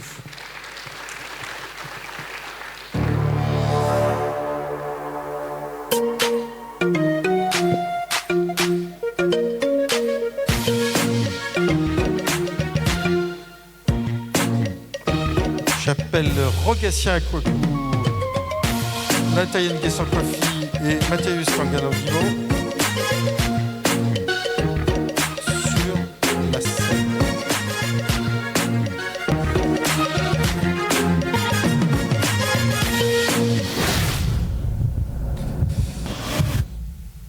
Voilà, dernière séquence de cette ouverture. Je vous en prie, Rogatien vient juste à côté de moi là. Monsieur le Président, si vous voulez bien prendre place, allez-y, je vous en prie. Qui est une séquence un peu particulière, mais qui célèbre un petit peu... Reste debout, tiens, Rogatien, tiens, je vais te donner le micro. Parce que si on est ici, pour tout vous dire, ceux qui ne connaissent pas, parce que je pense que tout le monde connaît Rogatien Akwaku, qui est maire de Tory, le président de l'ACAL, c'est à cause de lui. C'est lui qui est venu nous chercher, en fait. Non, c'est important parce qu'en fait, c'est lui qui, au Cameroun, a dit « Mais pourquoi on ne fait pas ça chez nous? Il faut absolument qu'on le fasse chez nous. » Donc d'abord, je voulais te remercier, Rogatien, parce que c'est un peu aussi ton œuvre. Tu as une particularité, c'est que tu es à la fois élu, puis tu vas nous dire un petit peu... ce que c'est que là, on va s'asseoir maintenant qu'on t'a applaudi à juste titre. C'est que tu es aussi chef d'entreprise. Mais tu es aussi président d'une région qui est la CAL. Alors, ça représente quoi, la CAL? C'est la région où on est d'ailleurs, hein, la CAL. Oui. Bonjour tout le monde. La CAL, c'est l'association des maîtres de la Trentaine où nous sommes actuellement.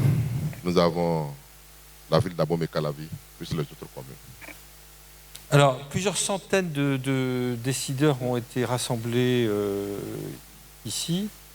D'un autre côté, qu'est-ce que toi, en tant que président de la CAL et maire de Tory, tu en attends? Quelles sont les choses que toi, que tu aimerais développer en fait dans ta région et comment est-ce que les entrepreneurs peuvent y aider? Merci beaucoup, Marc. Je remercie tout le monde et toute l'équipe qui est ici présent.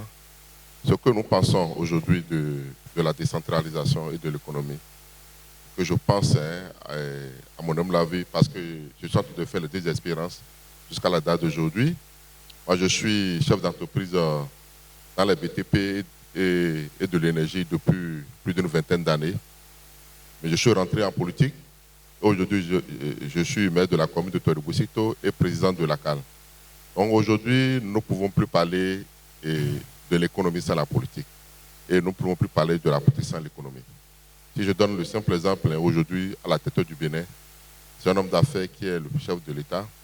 Nous avons vu les gens qui ont été chefs d'État passés, nous avons vu les cadres passés qui ont été le président de la République, qui n'ont même pas démérité, mais aujourd'hui, au niveau de la planification, au niveau de ce qui se fait, de la transformation économique du Bénin, je pense que vraiment, on doit maintenant associer l'économie et la politique.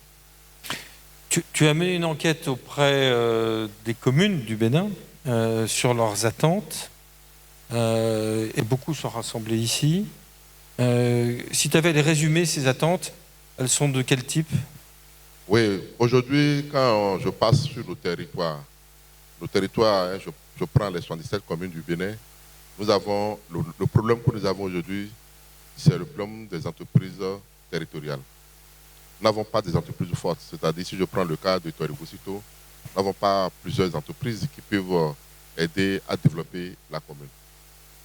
Quand je prends d'autres régions, alors qu'aujourd'hui, quand je quitte ici, je viens chez vous à Paris, je passe le temps à aller dans les forats, je sens que c'est les entreprises de la région qui développent la région, en plus l'État. Et au même moment que les entreprises travaillent, ils développent, en ce même moment, ils ont leur partie sociétale.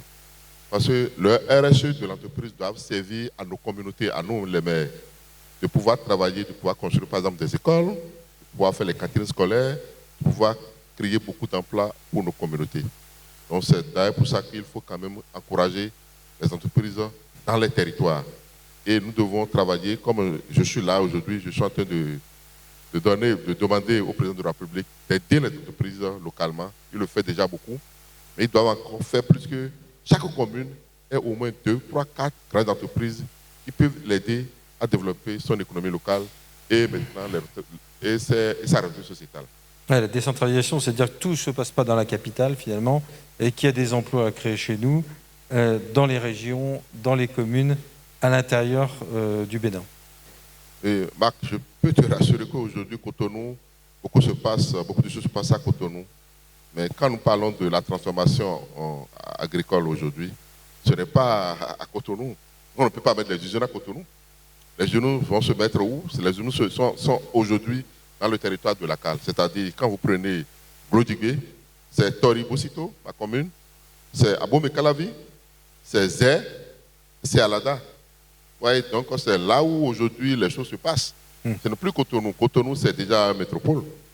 Donc aujourd'hui, c'est ces communes que nous devons travailler, surtout au niveau de l'agriculture. Nous devons quand même former, parce que le vrai problème aujourd'hui, il faut quand même qu'on forme nos jeunes. Au niveau de l'agriculture, au niveau de l'industrialisation et le reste. Comment est-ce que... Enfin, on va pas se le cacher, on n'en a pas parlé jusqu'à maintenant, donc je t'en parle à toi parce que tu es aussi dans le secteur de l'énergie. C'est aussi un problème d'infrastructure. Et l'accès à l'énergie, par exemple, n'est pas aussi simple non plus dans les communes du Bénin. Est-ce que les communes peuvent prendre un leadership là-dessus pour essayer de faire en sorte de développer des systèmes qui permettent aussi des infrastructures pour des entreprises, quoi? Oui, Marc, je peux te rassurer que aujourd'hui, nous avons des textes de loi qui peuvent même permettre aux entreprises privées de construire des pôles d'énergie et de mettre directement dans les trucs de l'État. Et je te dirais que l'un de mes gros chantiers que je viens de finir, quand j'ai envie de faire, avant d'être élu maire, c'était Maragreta 2. Maragreta 2, je suis l'interlocuteur direct qui a exécuté les travaux de génie civil et tout, avec BWC. Nous avons te dire aujourd'hui que depuis ce jour, nous avons des problèmes d'énergie, mais le Bénin a dépassé plusieurs caps. Et nous avons aussi des panneaux, des sociétés aujourd'hui qui investissent dans les solaires. Qu'est-ce que nous, au niveau de notre territoire, nous voulons? Nous voulons beaucoup d'accès à l'énergie, mais nous voulons que vous, en tant que nos partenaires, ce que l'ambassadeur de France vient de dire, ce que Philippe Meneuve vient de le dire, vous devez nous aider parce que l'aide que nous voulons, nous ne sommes pas là pour quémander. Le Bénin ne quémande plus. Mais le Bénin veut aujourd'hui des entreprises françaises qui doivent venir à Cotonou, surtout sur nos territoires, signer des contrats avec plusieurs communes pour s'installer au niveau de l'énergie verte. Parce qu'aujourd'hui, nous sommes en mesure de développer l'énergie verte parce que nous avons de l'électricité au Bénin. Et en ce sens, moi, je veux quand même qu'après ce forum aujourd'hui, les Rencontres Africa 12e édition, que nous puissions réfléchir à comment soutenir, par le biais de l'AIRF, à comment soutenir les maires qui sont présents dans leur territoire pour les aider à créer même des fonds verts pour les communes qui vont être financés directement par vous, pas par l'État, par vous, pour que nous puissions avoir quand même au niveau de nos communautés des sociétés fortes, des sociétés qui sont prêtes à se transformer et à produire de l'énergie pour pouvoir développer. Parce que sans l'énergie, nous ne pouvons même pas développer les mini-industries. Il nous faut de l'énergie pour développer même les mini-industries, les mini-sociétés d'agroalimentaire. Mais il nous faut aussi de l'énergie.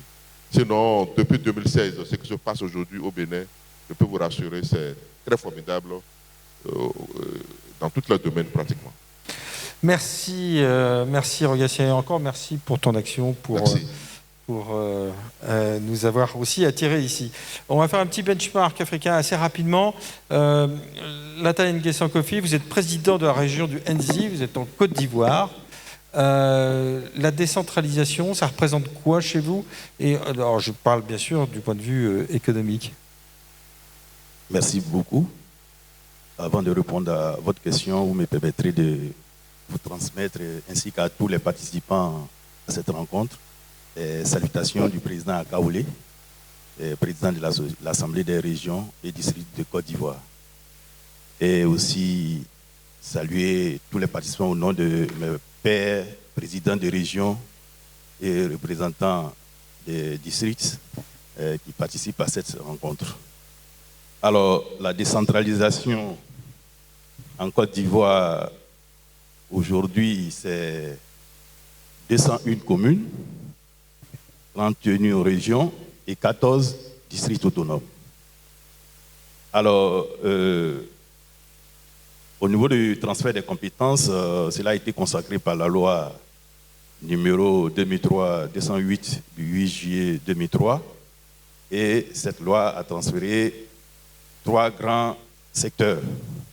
Il y a les équipements, les actions socio-culturelles et de promotion humaine et le développement économique local. Alors, ce transfert s'accompagne de projets et de programmes. Entre autres, projet-programme, ça veut dire aussi financement. Justement. Et donc, il y a, entre autres, le programme de la coopération multilatérale avec le secteur privé, donc un partenariat PPP. Il y a les aides aux projets d'entreprises de jeunes et puis les projets de développement de pôles agro-industriels dans les régions. Alors, quel financement accompagne ces projets et ces programmes? Il y a le programme d'amorçage des tissus des PME dans les régions et districts de Côte d'Ivoire, financé par 35 milliards de francs CFA. Il y a le projet Emploi Jeunes et Développement des compétences PGDEC et CDD Emploi Jeunes. Et le financement, c'est autour de 45 milliards. Donc, ce qui veut dire qu'il y a des crédits qui sont relativement importants. Ce qui veut dire qu'il y a des crédits qui sont relativement importants pour développer un certain nombre de projets économiques. Est-ce que ça a des résultats chez vous? Est-ce que vous pensez que ça a une portée ou est-ce que c'est trop récent? Oui, ça a des résultats. Bon, par exemple, quand vous prenez le CDD3, qui est une transformation de la dette française en projet réalisé sur le territoire ivoirien. Et aujourd'hui, les présidents des régions sont maîtres d'ouvrage délégués de ces projets. Et régulièrement, il y a des revues de tout ce qui a été fait dans l'année. Et en ce qui concerne la région du Nzi, nous avons commencé avec 150 jeunes Aujourd'hui, nous avons autour de 1000 jeunes et dont les projets vont être financés. Non seulement on commence par la formation, mais aussi l'encadrement. Et c'est ce qui est aussi dans les autres régions. Et donc, il y a un impact réel sur le terrain. Merci, Président. Mathéus Kanga Londimo. Alors, je suis content de vous accueillir parce que vous êtes de la province du Chopo, en République démocratique du Congo. On n'accueille pas si souvent que ça, finalement, des gens de la RDC. Donc, merci d'être venu. Les régions... Alors, c'est où déjà la province du Chopo en RDC? C'est grand, la RDC. Hein. Merci beaucoup. La province de la Chopo, c'est la plus vaste province de la République démocratique du Congo, qui est au nord-est, avec une superficie d'environ 199 657 km². Donc, je crois que c'est plus grand que le Bénin. Et... Vous êtes presque un chef d'État, donc, en tant que président de région. Donc, en quelque sorte, avec le système de la décentralisation, nous avons les assemblées régionales ainsi qu'un gouvernement provincial.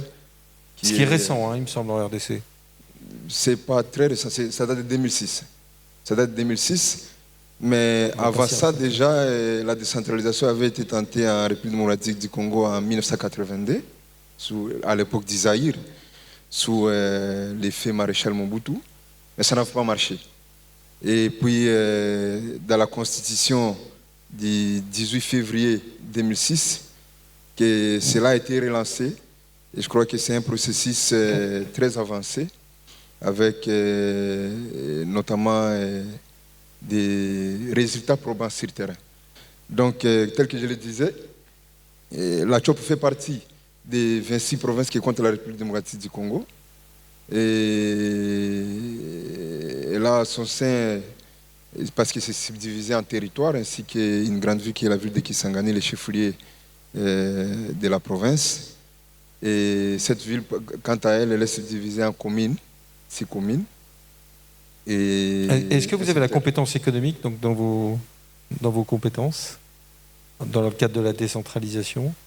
Oui, dans le cadre de la décentralisation, tel que je l'ai dit, il y a des efforts qui ont été fournis, notamment en matière de transfert de certaines compétences, telles que l'autonomie, parce que la Constitution consacre notamment l'autonomie administrative, mais aussi l'autonomie financière, économique, technique et même des ressources humaines.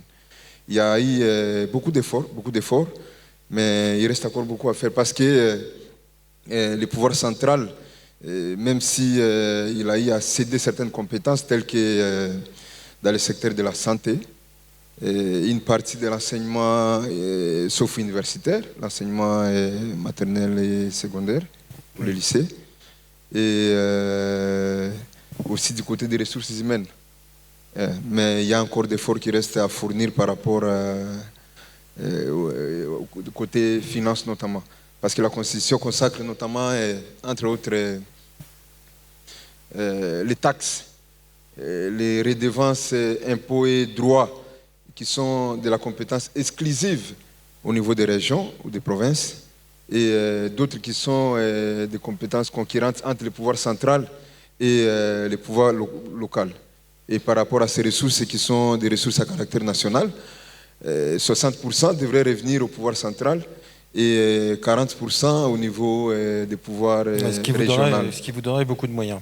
Oui, pour donner... Si c'est appliqué, mais ce n'est pas encore appliqué, si je comprends bien. Ce n'est pas encore appliqué. Jusque-là, on utilise plus le concept de rétrocession. Vous avez bon espoir pour que ça se passe rapidement ou ça va prendre des années? Bon, il y a des efforts qui sont en train d'être fournis et puis des démarches qui sont en train d'être poussées par les différentes régions pour faire comprendre au pouvoir central que c'est important de pouvoir céder les ressources au niveau régional. Mais l'obstacle, c'est qu'il y a une disparité des ressources entre les régions, entre les provinces.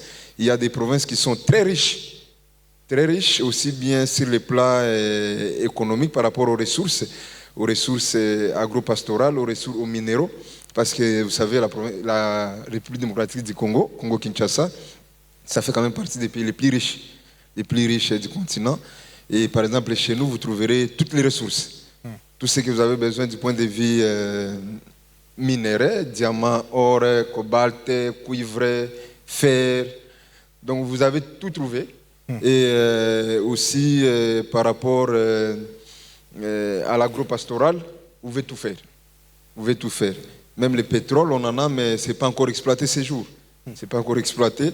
Ça veut dire qu'on a suffisamment, de ressources, mais il reste juste cet accompagnement-là. Et nous pensons que notre présence ici peut-être va motiver la majorité des opérateurs économiques, pourquoi pas des partenaires qui pourront aussi venir investir chez nous. Alors, on y était il y a 3 ans, en fait, hein, pour tout vous dire, puisqu'on avait organisé les rencontres Africa, effectivement, en République démocratique du Congo. Oui. L'idée, en fait, un peu à travers tout ça, je le dis tout à chacun, parce que vous avez beaucoup de présidents de région qui sont ici présents. Et c'est aussi de pouvoir réseauter avec eux, entrepreneurs, béninois comme français d'ailleurs, hein, parce que finalement, il y a forcément des choses à faire aussi avec eux. Et quelque part, le succès de cette manifestation, c'est aussi grâce à eux et aux projets qu'ils pourraient avoir et avec lesquels vous pourriez partager tout au long de ces 2 jours. Merci beaucoup, merci Rogatien. On va terminer cette séquence avec 2 pitchs d'entreprise. Alors, je ne sais pas où ils sont, donc si jamais ils veulent bien venir, on les écoute, hein, comme ça vous restez sur la scène pour les écouter, ça sera forcément intéressant. Et on va demander...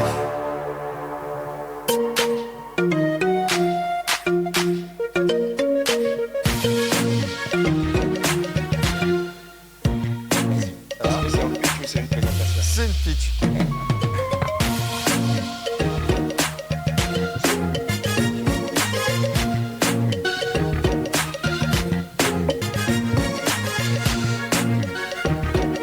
Voilà, donc la jeunesse et les entrepreneurs béninois les plus dynamiques, sélectionnés par la DPME. Putain, il a la casquette ADPME, waouh. C'est une dédicace pour la DPME. Ah bon. Bon, alors, c'est un pitch, donc vous avez 2-3 minutes. Et en plus, il y a un chronomètre derrière vous. Allez, on vous écoute. Bonjour, chers tous. Je suis Richard Odrado, fondateur et CEO de Ice World Tech, déposant de la marque Asoka Spirit, qui est une marque d'équipement informatique, d'objets connectés et d'électroménager. Oui, vous avez bien entendu, une marque béninoise, donc africaine, qui fabrique des équipements. En 2017, on m'a volé mes 2 smartphones. Alors, qui a déjà perdu son téléphone ici? Mes futurs clients. Tout le monde. Alors, je m'achète un nouveau téléphone et je ne voudrais plus que la même chose m'arrive. Du coup, je cherche des solutions anti-vol pour smartphone. Malheureusement, il n'y en avait pas. Parce que c'est après la perte qu'il faut géolocaliser le téléphone et c'est trop tard.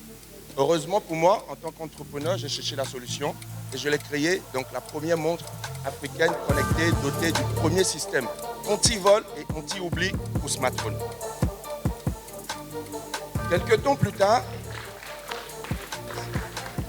je me suis surpris au volant en train de chatter. Donc quand vous regardez l'écran alors que vous êtes au volant, la question c'est qui regarde la personne. Donc vous vous mettez en danger et vous mettez la vie des autres en danger. Le micro plus près. C'est ainsi que j'ai décidé de créer des lunettes connectées comme celles que je porte. C'est vrai, je suis allé découvrir en faisant des recherches que d'autres entreprises avant nous avaient déjà faites. Mais pourquoi ça n'a pas marché? Parce que c'était truffé de technologie et ce n'était pas accessible. Aujourd'hui, vous avez des lunettes de marque béninoise qui sont connectées, simples, cool et qui ne vous donnent même pas l'aide d'être des geeks. Acheter un ordinateur en Afrique, c'est souvent un casse-tête. Pourquoi? Parce que les marques étrangères pas de service après-vente local. Donc, j'achète mon ordinateur super cher, il tombe en panne, je ne peux pas le réparer. On va me demander d'aller voir un charlatan qui fait office de réparateur et il va me dire qu'il y a des pièces qui vont arriver du Nigeria, sauf qu'après des mois, ça ne vient pas. J'ai décidé désormais de fabriquer des ordinateurs de qualité internationale, accessibles à tous les Africains. Et c'est chose faite aujourd'hui. Waouh! On nous avait dit au départ que ce n'était pas possible. Qui va acheter des équipements de marque africaine? Aujourd'hui, c'est possible. On a démarré notre entreprise AS Watech avec un capital de 1 million francs CFA. En 2022, on est passé à 76 millions. Et en 2025, on va passer au milliard, puis aller en bourse. Le message, il est clair. On peut naître sur le continent, étudier sur le continent, travailler, créer des entreprises sur le continent. On peut rester sur le continent et réussir. C'est possible. Et notre mission est la suivante. Démocratiser la technologie. Avoir un ordinateur de qualité, une bonne connexion Internet ne devrait pas être un luxe. Ce n'est pas possible en 2024. Et nous avons décidé de changer ça et ce sera avec vous. Merci. Bravo. Ouais, franchement, hyper convaincant.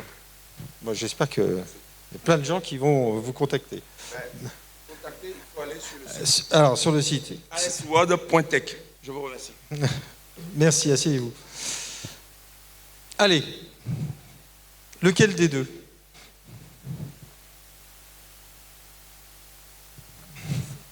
C'est pas facile de passer après lui, hein. Tranquille. C'est bien, vous avez raison. Allez, présentez-vous.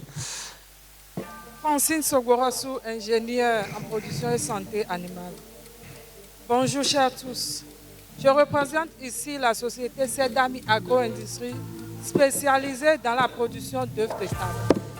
Créée en 1996 et formalisée en 2007 au capital de 5 millions de francs CFA par le docteur vétérinaire et zootechnicien Somanset Valentin, Sedami Agro-Industrie est une entreprise qui a connu plusieurs événements qui ont marqué économiques et juridiques. Entre autres événements, nous pouvons citer l'obtention d'un crédit de 100 millions de francs CFA en 2021, un crédit complémentaire de 100 millions de francs en 2022, le changement de sa dénomination Sedami Evas en Sedami Agro-Industrie SAS, l'augmentation de son capital à 500 millions de francs CFA. Sedami Agro-Industrie dispose d'une ferme de 30 hectares dans la zone de Zimbier, ou pour son unité avicole. Elle élève plusieurs autres espèces à part la volaille. Son partenariat avec les élevages d'Eric, le groupe Amis Soké, spécialiste de l'accouvage en France, le parcours professionnel très éloquent de son promoteur, le dynamisme de son personnel lui permettent de fournir à tout moment des produits de qualité. Sedami Agro-Industrie recherche pour son projet d'expansion et de modernisation un financement d'1,2 million qui sera financé à 20% par l'entreprise elle-même et le reste par ressources externes. Ce financement servira à la construction de nouveaux bâtiments, l'aménagement des anciens bâtiments, la formation du personnel, le regroupement d'autres personnels, l'acquisition de matériel d'élevage. Ce projet d'expansion a pour but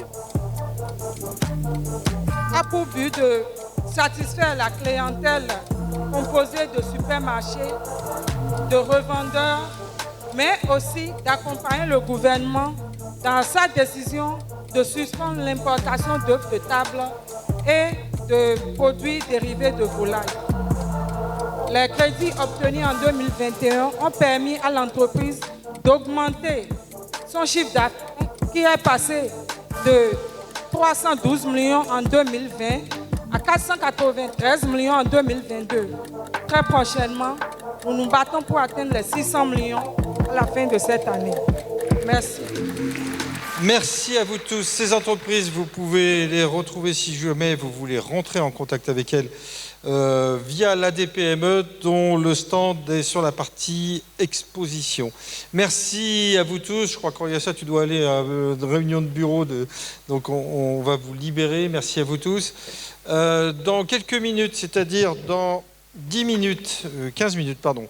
Il y a la conférence sur l'agroalimentaire. Je suis désolé, on a pris du retard, donc elle a une demi-heure de retard.